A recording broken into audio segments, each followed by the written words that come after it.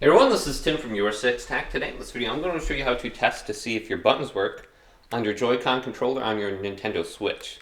So there's a specific setting for this. So on the home screen here, let's go on over to System Settings. Scroll on down under here.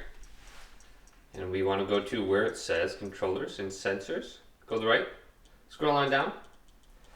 Then let's go to Test Input Devices. Check for problems with the controllers or the touchscreen. Then we can go to Test Controller Buttons.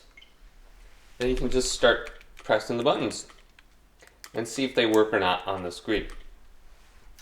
And then let's press the plus button. On the bottom it says hold down any button to end the test. So we can do that. So let's press the home button. We can return home doing that too. So you can just test there to see if the buttons are working or not. And you can do the same thing with your touchscreen too to see if that's working. But hopefully this quick little video did indeed help you out. If it did, leave it a big thumbs up. And subscribe to my channel down below for more tech videos coming up next on Your Six Tac.